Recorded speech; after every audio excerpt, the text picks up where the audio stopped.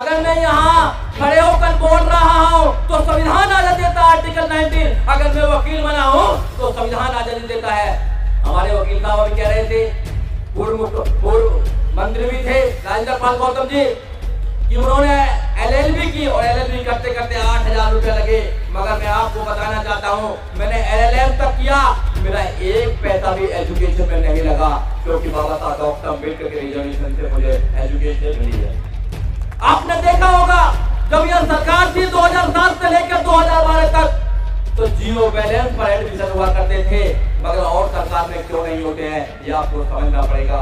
ये हमारी एजुकेशन को खत्म करना चाहते हैं। एजुकेशन को इसलिए खत्म करना चाहते हैं क्योंकि एजुकेशन आपको ताकतवर बनाती है, आपको सवाल करने का मौका देती है। एजुकेशन इनकी आंखों में आंखें डालकर सवाल करने का आपको मौका देती है, इसलिए एजुकेशन को खत्म। और संविधान हमें आजादी देता है कि हम इस देश के अंदर वो सब काम कर सकते हैं जो संविधान में लिखा हुआ है, मगर संविधान को पढ़ना पड़ेगा। संविधान हमें आजादी देता है कि हम समता की बात करेंगे, हम भाईचारे की बात करेंगे। फिर इन लोगों को कौन सा संविधान आजादी देता है कि ये सत्ता में बैठकर भी ये विषमता की बात करते हैं, ये धर्म की बात करते हैं। जुल्म के साए में मुंह खोलेगा कौन, जुल्म के साए में मुंह खोलेगा कौन, हम भी चुप रहेंगे तो फिर बोलेगा कौन। साथियों, सबसे पहले तो मैं धन्यवाद देना चाहूंगा बनते सुनीता जी का कि उन्होंने आदर सम्मान दिया और बोलने का मौका दिया। साथियों, मंच पर बैठे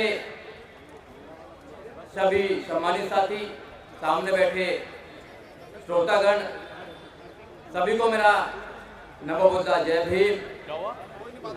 साथियों, देश के हालात कैसे हैं सब लोगों को पता है, और ऐसे हालातों में दुश्मन को चुनौती देना कोई शेर दिल वाला ही कर सकता है। क्योंकि आज जो माहौल है पूरे देश के अंदर, संविधान को खत्म करने की पूरी प्लानिंग चली हुई है।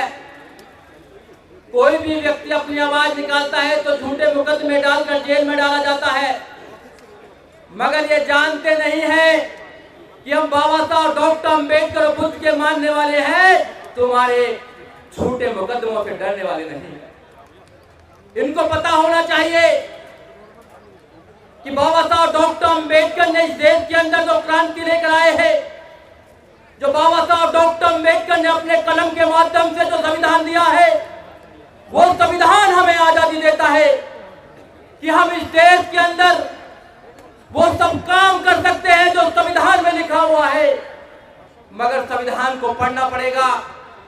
संविधान हमें आजादी देता है कि हम समता की बात करेंगे, हम भाईचारे की बात करेंगे।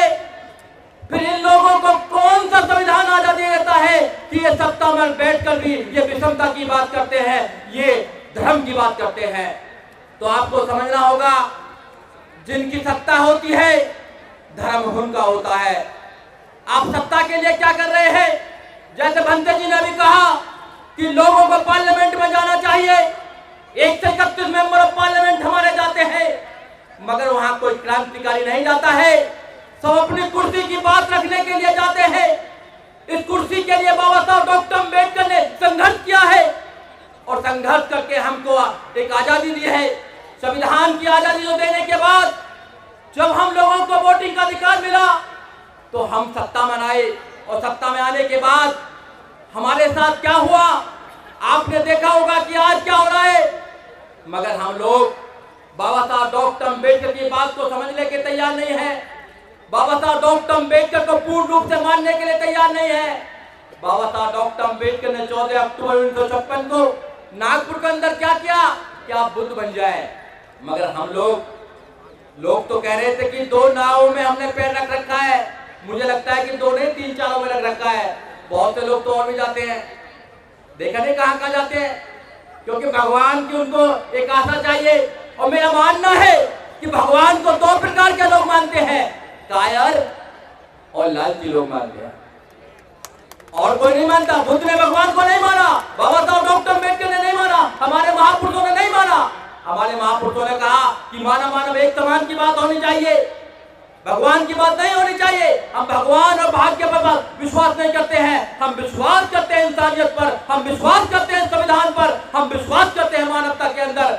मगर कुछ लोग संविधान को तोड़ना चाहते हैं। मैं आपको एक बात बताना चाहता हूं कि लोग संविधान के पीछे क्यों पड़े हैं। और भी बहुत सारी चीजें हैं। संविधान आपको आजादी देता है, हर चीज की आजादी देता है। अगर मैं यहाँ खड़े होकर बोल रहा हूँ तो संविधान आजादी देता है, आर्टिकल 19। अगर मैं वकील बना हूँ तो संविधान आजादी देता है। हमारे वकील साहब अभी कह रहे थे, पूर्व मंत्री भी थे राजेंद्र पाल गौतम जी, कि उन्होंने LLB की और LLB करते करते 8,000 रुपए लगे। मगर मैं आपको बताना चाहता हूं, मैंने LLM तक किया, मेरा एक पैसा भी एजुकेशन में नहीं लगा, क्योंकि बाबा साहब डॉक्टर अम्बेडकर के रिजर्वेशन से मुझे एजुकेशन मिली है। आपने देखा होगा जब यह सरकार थी 2007 से लेकर 2012 तक, तो जीरो बैलेंस पर एडमिशन हुआ करते थे। मगर और सरकार में क्यों नहीं होते हैं, ये आपको समझना पड़ेगा। ये हमारी एजुकेशन को खत्म करना चाहते हैं। एजुकेशन को इसलिए खत्म करना चाहते हैं क्योंकि एजुकेशन आपको ताकतवर बनाती है, आपको सवाल करने का मौका देती है। एजुकेशन इनकी आंखों में आंखें डालकर सवाल करने का आपको मौका देती है, इसलिए एजुकेशन को खत्म करना चाहती है। मैं एक छोटी सी कहानी बताना चाहता हूँ, उसके बाद मैं अपनी बात को खत्म करना चाहता हूँ। और भी वक्त है साथियों, आपने सर्कस देखा होगा, सब लोगों ने सर्कस देखा होगा। सर्कस में शेर हुआ करते थे पहले, शेर और बहुत सारे जानवर हुआ करते थे। मगर सुप्रीम कोर्ट ने आदेश दिया, एनिमल प्रोटेक्शन एक्ट आया, तो उसमें उनको आदेश देना पड़ा कि किसी भी जानवर को आप सर्कस में नहीं रख सकते हैं। तो सारे जानवरों को छोड़ना पड़ा, शेरों को भी छोड़ना पड़ा। अब शेरों को जंगल में छोड़ दिया। 10 दिन के बाद अखबार में लिखकर आया कि शेरों का जंगली कुत्तों ने शिकार कर लिया है।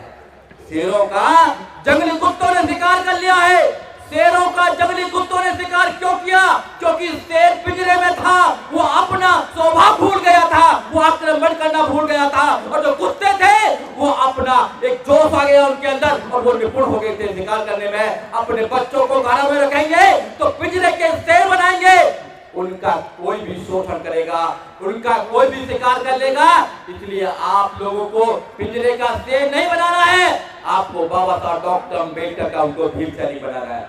और एक बात और, IAS, PCS, doctor, engineer, professor, जज, वकील बनना आसान है, अम्बेडकरवादी बनाना उससे भी 100 गुना ज्यादा का टफ है। अम्बेडकरवादी बनना, बुद्धवादी बनना इतना आसान नहीं है।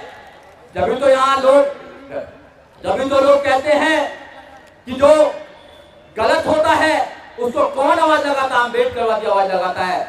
गलत का हमेशा आपको विरोध करना है, क्योंकि अगर आप विरोध नहीं करेंगे तो आपकी आने वाली संतानें गूंगी पैदा होंगी। अगर आप विरोध करेंगे तो इतिहास में आप बागी कहलाएंगे, मगर आप गुलाम नहीं कहलाएंगे। जय भीम, जय भारत, नमो बुद्धाय।